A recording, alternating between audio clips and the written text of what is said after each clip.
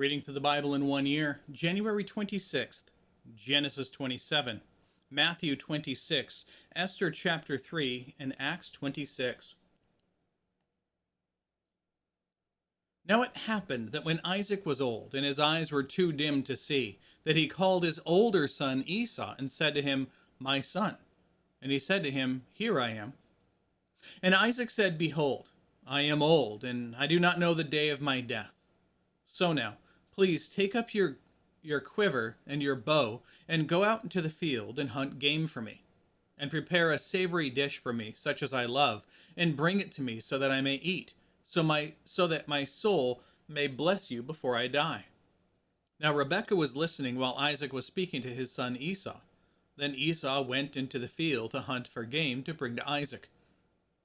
But Rebekah spoke to her son Jacob, saying, Behold, I heard your father speaking to your brother Esau, saying, Bring me some game and prepare a savory dish for me, that I may eat and bless you in the presence of Yahweh before my death. So now, my son, listen to my voice. There we go, making sure I don't lose any notes here. So she said, verse 8, So now, my son, listen to my voice as I command you. Go now to the flock, and get for me 2 choice young goats from there.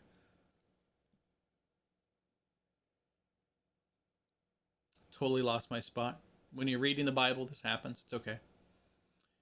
There we go. Verse 9, starting over. Go now to the flock, and get for me 2 choice young goats from there, that I may prepare them as a savory dish for your father, such as he loves.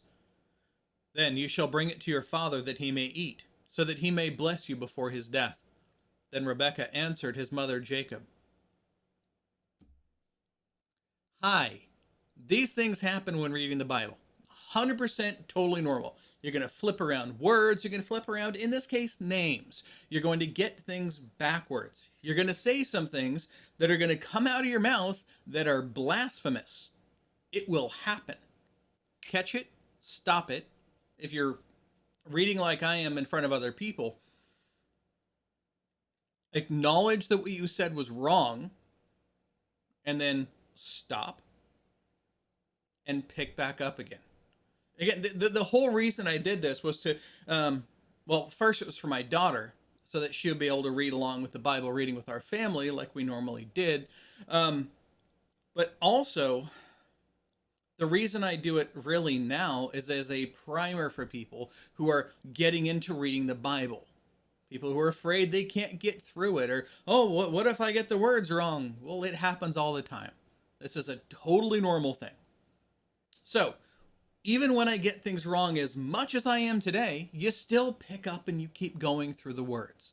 This is how it works. Continuing on, starting back over. Verse 11. Then Jacob answered his mother Rebekah, Behold, Esau my brother is a hairy man, and I am a smooth man. Perhaps my father will feel me, and then I will be as a mocker in his sight, and I will bring upon myself a curse and not a blessing. But his mother said to him, Your curse be on me, my son. Only listen to my voice. Go, get them for me. So he went and got them and brought them to his mother. And his mother made a savory dish, such as his father loved. Then Rebekah took the best garments of Esau, her elder son, which were with her in the house, and she put them on Jacob, her younger son. And she put the skins of the young goats on his hands, and on the smooth part of his neck. She also gave the savory dish and the bread, which she had prepared, into the hand of her son Jacob.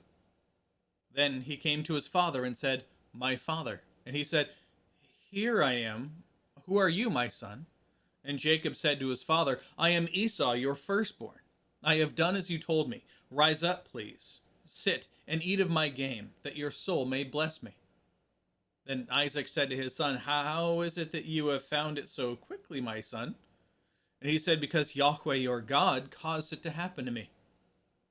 Then Isaac said to Jacob, Please come near, that I may feel you, my son, whether you are really my son Esau or not. So Jacob came near to Isaac his father, and he felt him, and said, The voice is the voice of Jacob, but the hands are the hands of Esau. And he did not recognize him because his hands were hairy like his brother Esau's hands. So he blessed him. And he said, "Are you really my son Esau?" And he said, "I am." So he said, "Bring it near to me, and I will eat of my son's game, that my soul may bless you." And he brought it near to him, and he ate. And he also brought him wine, and he drank. Then his father Isaac said to him, "Please come near and kiss me, my son." So he came near and kissed him, and he smelled the smell of his garments. And then he blessed him and said, "See, the smell of my son is like the smell of a rich field, which Yahweh has blessed. Now may God give you the dew of heaven and the fatness of the earth, an abundance of grain and new wine. May people serve you and nations bow down to you. Be master of your brothers, and may your mother's sons bow down to you." Clearly, he's talking about, Jacob here. "Cursed be those who curse you, and blessed be those who bless you."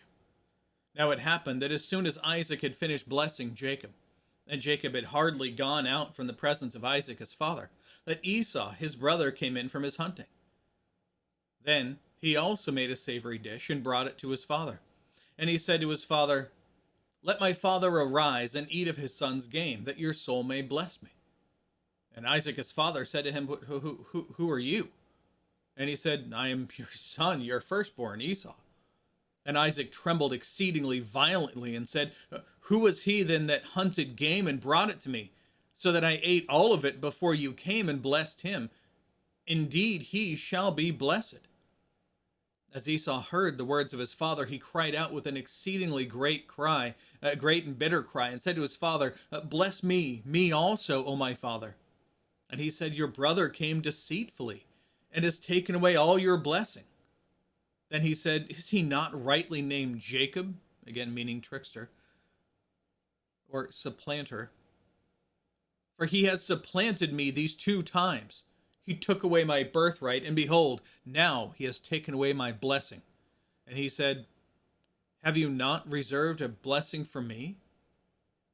But Isaac answered and said to Esau, "Behold, I have made him your master, and all his fellow brothers I have given to him as servants, and with grain and new wine I have sustained him. Now as for you, then what can I do, my son?" And Esau said to his father, "Do you have only one blessing, my father? Bless me, even me also, O my father." So Esau lifted up his voice and wept. Then Isaac his father answered and said to him, "Behold, away from the fatness of the earth shall be your habitation, and away from the dew of heaven and from above. By your sword you shall live, and your brother you shall serve. But it shall be when you become restless, that you will break his yoke from your neck." So Esau bore a grudge against Jacob because of the blessing with which his father had blessed him. And Esau said in his heart, "The days of mourning for my father are near. Then I will kill my brother Jacob." Then the words of her elder son Esau were told to Rebekah. So she sent and called her younger son Jacob and said to him, "Behold, your brother Esau is consoling himself concerning you by planning to kill you. So now, my son, listen to my voice, and arise, flee to Haran, to my brother Laban. Stay with him a few days until your brother's wrath subsides, until your brother's anger against you subsides, and he forgets what you did to him. Then I will send and get you from there. Why should I be bereaved of both of you in one day?" Then Rebekah said to Isaac, "I am tired of living because of the daughters of Heth," or the Hittites. "If Jacob takes a wife from the daughters of Heth, like these, from the daughters of the land, what good will my life be to me?" And that is all the notes to there. Let's move on to Matthew 26.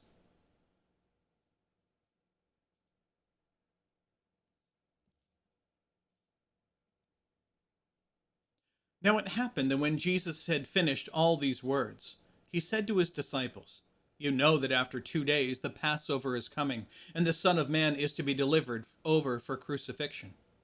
Then the chief priests and the elders of the people were gathered together in the court of the high priest, named Caiaphas. And they plotted together to seize Jesus by stealth and kill him. But they were saying, not during the festival, lest a riot occur among the people. Now, when Jesus was in Bethany, at the home of Simon the leper, a woman came to him with an alabaster jar of very costly perfume, and she poured it on his head as he reclined at the table. But when the disciples saw this, they were indignant, saying, "Why this waste?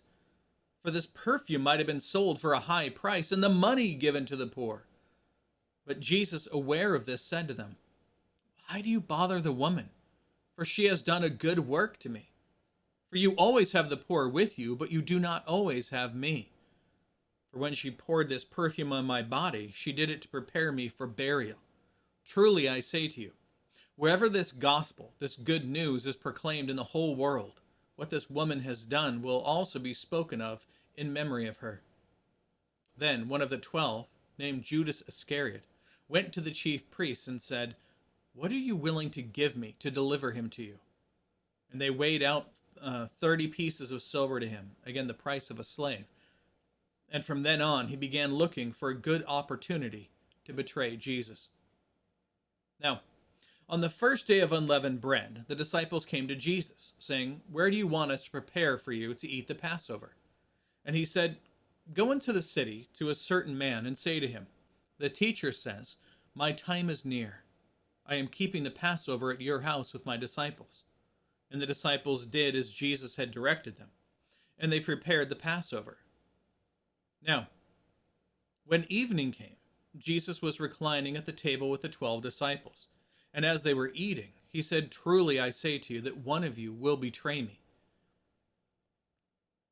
And being deeply grieved, they each began to say to him, "Surely not I, Lord." And he answered and said, "He who dipped his hand with me in the bowl is the one who will betray me." Again, this is a normal thing for a Christian to ask. It's a normal thing for you to question your own salvation, and it's a good thing. We're actually told to investigate our own salvation. There's many people who are false converts. I myself was a false convert for quite a long time, where I believe myself to be a Christian because I grew up in the church. I knew all the stories. I, did all the things. I, raised my hand. I walked the aisle. I did all that stuff, right? But I was still the same person I was every single day. It was only after God radically changed my heart and changed my mind and changed my life. It was only after that happened that I realized that I had been a false convert and that I was a true Christian. But even now, I still sin in my heart and in my mind, and sometimes even physically I'll sin. Occasionally lies will just fall out of my face. I don't even know why I say them, but I need to stop and repent and tell them I don't know why I said that.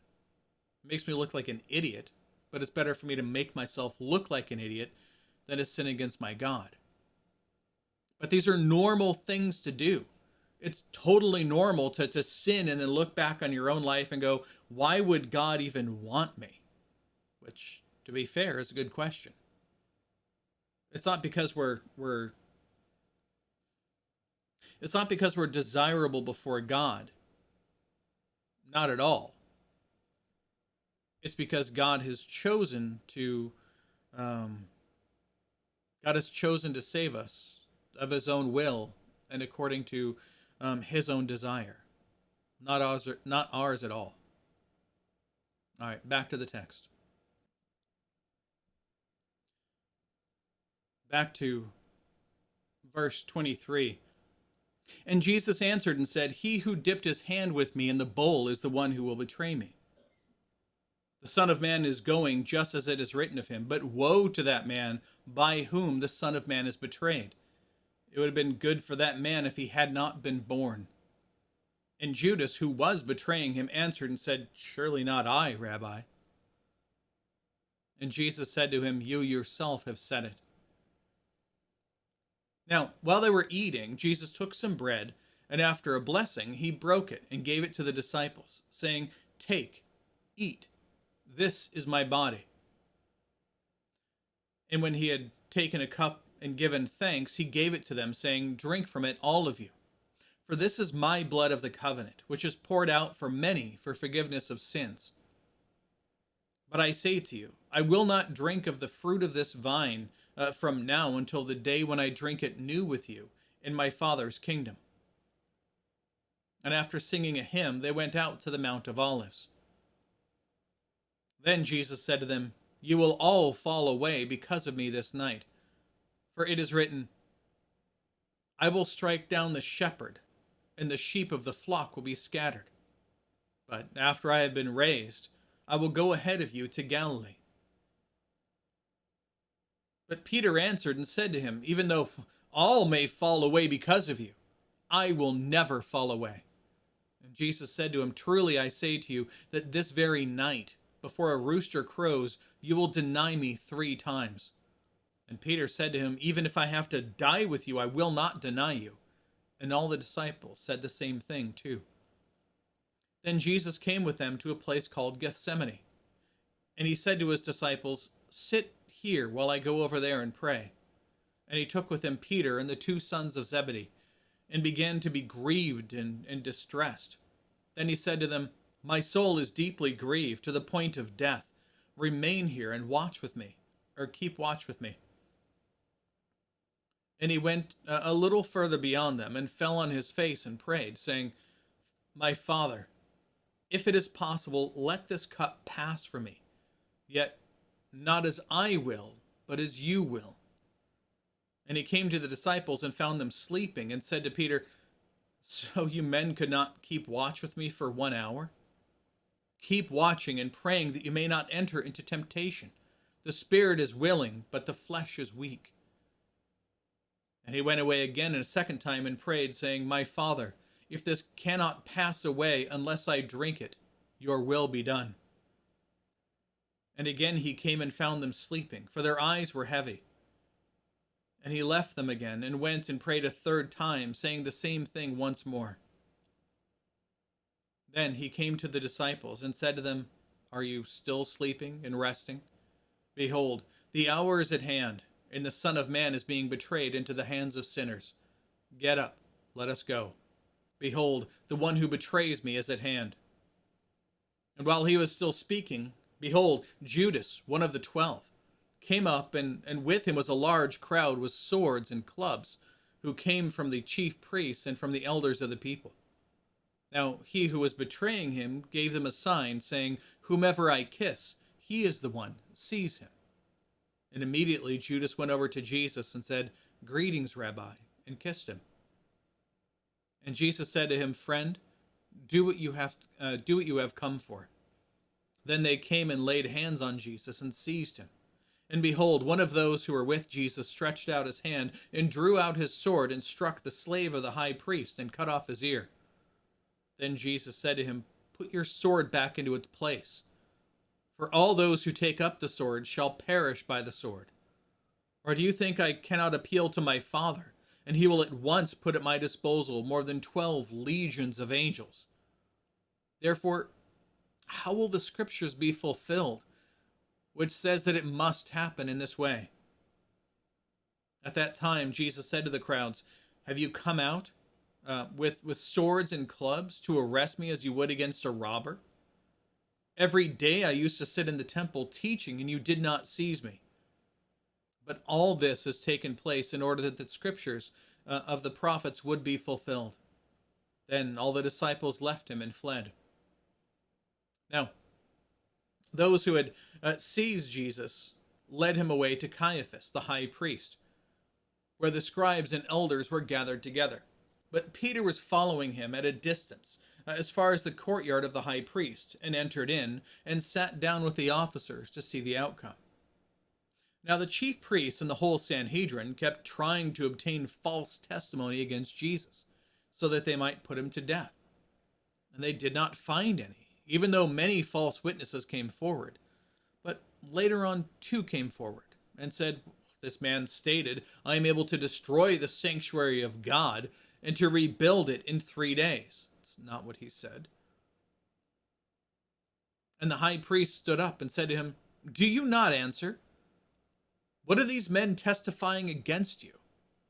But Jesus kept silent. And the high priest said to him, I put you under oath by the living God, that you tell us whether you are the Christ, the Son of God. And Jesus said to him, You yourself said it. Nevertheless, I tell you, hereafter you will see the Son of Man sitting at the right hand of power, and coming on the clouds of heaven. Then the high priest tore his garments and said, He has blasphemed. What further do we have need of witnesses? Behold, you have now heard the blasphemy. What do you think? And they answered, He deserves death. Then they spat in his face and beat him with their fists, and others slapped him and said, Prophesy to us, O Christ. Who is it that hit you? Now, Peter was sitting outside in the courtyard, and a servant girl came to him and said, You too are with Jesus the Galilean.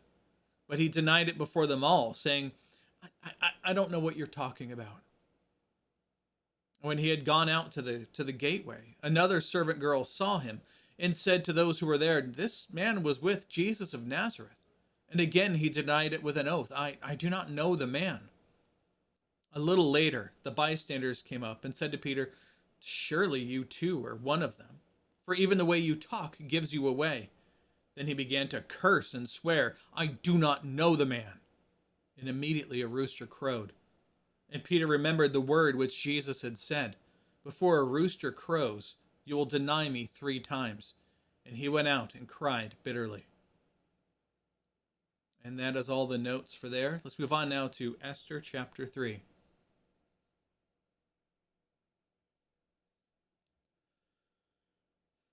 After these things, King Ahasuerus magnified Haman, the son of Hammedatha the Agagite, and advanced him and set his seat above all the princes who were with him. And all the king's servants who were at the king's gate were bowing down and prostrating themselves before Haman, for so the king had commanded concerning him. But Mordecai would not bow down or prostrate himself.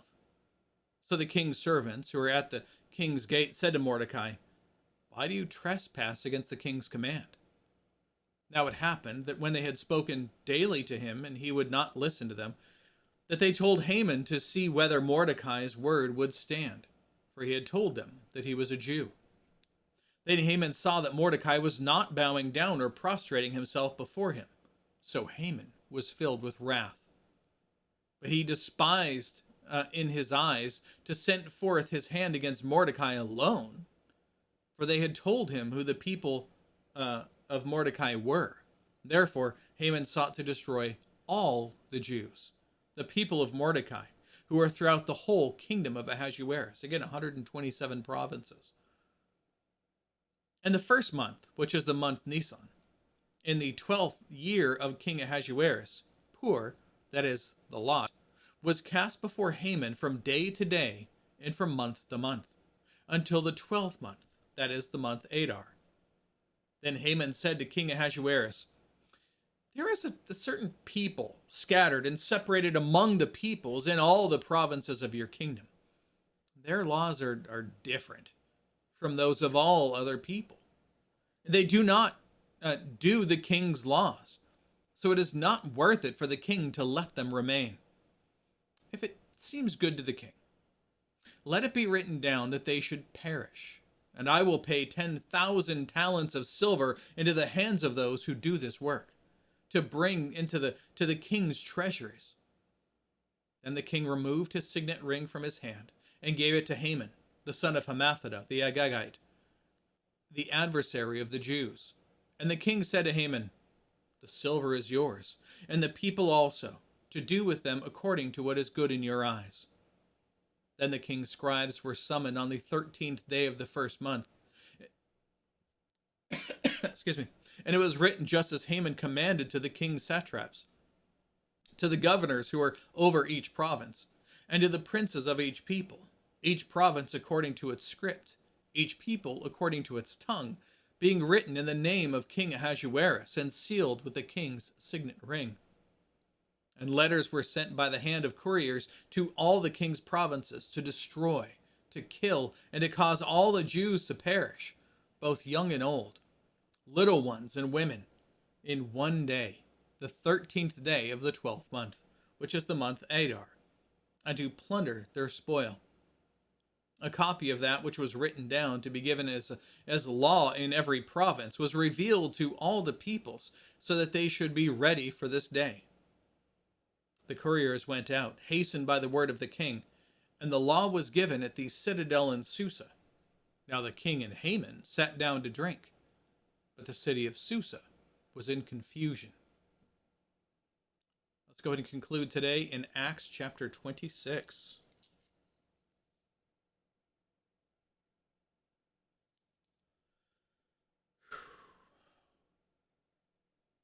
Now, Agrippa said to Paul, "You are permitted to speak for yourself." Then Paul, stretching out his hand, began to make his defense. "Concerning all the things of which I am accused by the Jews, I regard myself blessed, King Agrippa, that I am about to make my defense before you today, especially because you are an expert in all customs and questions among the Jews. Therefore, I beg you to listen to me patiently. So then, all Jews know my manner of life from my youth, which from the beginning was spent among my own nation at Jerusalem. Since they have known about me for a long time, if they are willing to testify, that I lived as a Pharisee, according to the strictest sect of our religion. And now I'm standing here being tried for the hope of the promise made by God to our fathers, the promise to which our 12 tribes hope to attain as they earnestly serve God night and day. And for this hope, O king, I am being accused by the Jews. Why is it considered unbelievable among all of you if God does raise the dead?" So then, I thought to myself that I had to do many things hostile to the name of Jesus the Nazarene. And this is just what I did in Jerusalem. Not only did I lock up many of the saints in prison, having received authority from the chief priests, but also when they were being put to death, I cast my vote against them. And as I punished them often in all the synagogues, I tried to force them to blaspheme. And being furiously enraged at them, I kept pursuing them even to foreign cities. While so engaged, as I was journeying to Damascus with the authority and commission of the chief priests, at midday, O king, I saw on the way a light from heaven, brighter than the sun, shining all around me and those who were journeying with me.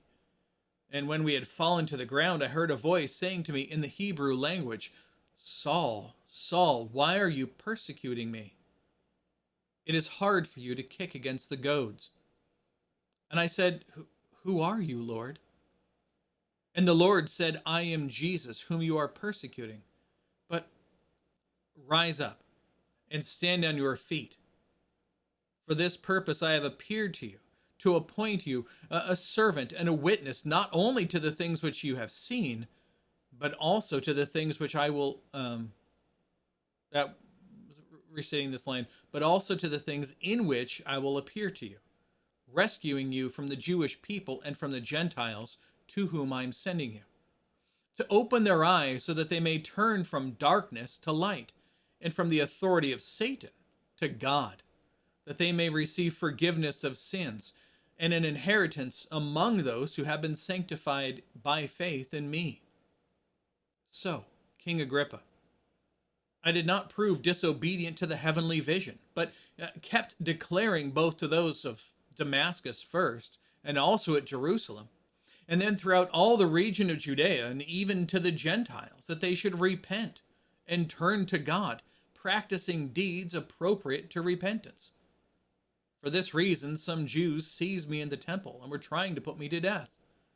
Therefore, having obtained help from God to this day, I stand here bearing witness to both small and great, stating nothing but what the prophets and Moses said was going to take place, that the Christ was to suffer, and that as first of the resurrection from the dead, He was going to proclaim light to both the Jewish people and to the Gentiles. Now, while Paul was saying this in his defense, Festus said in a loud voice, "But Paul, you are out of your mind. Great learning is driving you out of your mind." But Paul said, I am not out of my mind, most excellent Festus, but I utter words of sober truth. For the king knows about these matters, and I speak to him also with great confidence, since I am persuaded that none of these things escape his notice, for this has not been done off in some corner.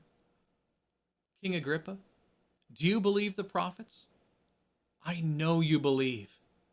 But Agrippa replied to Paul, in such a short time, are you persuading me to become a Christian? And Paul said, I would pray to God that whether short or long time, not only you, but also all who hear me this day might become such as I am, except for these chains. And the king stood up, and the governor and Bernice, and those who were sitting with them. When they had gone aside, they began talking to one another, saying, "This man has done nothing worthy of death or imprisonment." And Agrippa said to Festus, "This man could have been set free if he had not appealed to Caesar." All right, that is all of the text and all of the notes for today. So, God willing, we'll be back tomorrow. Behold, the word of the Lord.